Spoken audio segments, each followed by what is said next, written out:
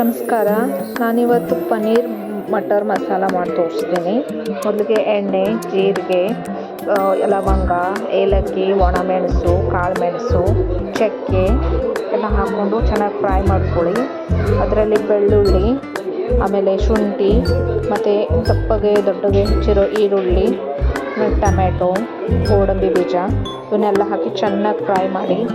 ನಂತರ ಒಂದು ಕುಕ್ಕರ್ನಲ್ಲಿ ವಟಾಣಿಯನ್ನು ಒಂದು ವಿಸಿಲಲ್ಲಿ ಬೇಯಿಸ್ಕೊಳ್ಳಿ, ಬೇಗ ಆಗುತ್ತೆ.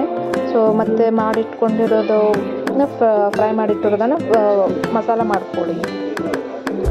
ಮಸಾಲ ಮಾಡೋದ್ಮೇಲೆ ಪ್ಯಾನಲ್ಲಿ ಎಣ್ಣೆ ಹಾಕಿ, ಜೀರಿಗೆ, ಲವಂಗದ ಎಲೆ ಹಾಕಿ ರುಬ್ಬಿಕೊಂಡಿಟ್ಟಿರೋ ಮಸಾಲೆಯನ್ನು ಹಾಕಿ ಚೆನ್ನಾಗಿ ಸ್ವಲ್ಪ ಎಣ್ಣೆ ರಿಲೀಸ್ ಆಗುವವರೆಗೂ ಫ್ರೈ ಮಾಡ್ಕೊಳ್ಳಿ. ಅದನ್ನು ಚೆನ್ನಾಗಿ ಮಿಕ್ಸ್ ಮಾಡಿ, ಸ್ವಲ್ಪ ಮಿಕ್ಸ್ ಜಾರಲ್ಲಿರೋದೇ ನೀರನ್ನೇ ಹಾಕಿ ಸ್ವಲ್ಪ ಮಿಕ್ಸ್ ಮಾಡಿ. ಸೊ ಆಮೇಲೆ ಮಸಾಲೆಯಲ್ಲಿ ಅರಿಶಿನ, ಖಾರ ಪುಡಿ, ಧನಿಯಾ ಪುಡಿ, ಗರಂ ಮಸಾಲ, ನಾನು ಇದು ಪನ್ನೀರ್ ಮಸಾಲನೂ ಆ್ಯಡ್ ಮಾಡಿದ್ದೀನಿ. ಅದರಲ್ಲಿ ಚೆನ್ನಾಗಿ ಮಿಕ್ಸ್ ಮಾಡಿ. ಒಂಚೂರು ಬೇಕಿದ್ರೆ ನೀವು ನೀರು ಹಾಕಿ, ದಪ್ಪ ಆಗಿದ್ದರೆ ಚೂರು ಎಣ್ಣೆ ರಿಲೀಸ್ ಆಗುತ್ತೆ. ಕಡೆ ಸ್ವಲ್ಪ ಉಪ್ಪು ಹಾಕಿ ಮಿಕ್ಸ್ ಮಾಡಿ ಚೆನ್ನಾಗಿ.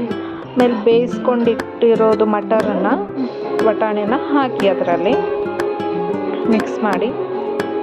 ಆಮೇಲೆ ಪನ್ನೀರ್ ಕ್ಯೂಬ್ಸ್ ನಾನು ಕಟ್ ಮಾಡಿ ಇಟ್ಕೊಂಡಿದ್ದೆ, ಅದನ್ನು ಹಾಕಿದ್ದೇನೆ. ನೀವು ಬೇಕಿದ್ದರೆ ಫ್ರೈ ಮಾಡಿಕೊಂಡು ಹಾಕ್ಬೋದು, ಸಖತ್ ಟೇಸ್ಟ್ ಬರುತ್ತೆ.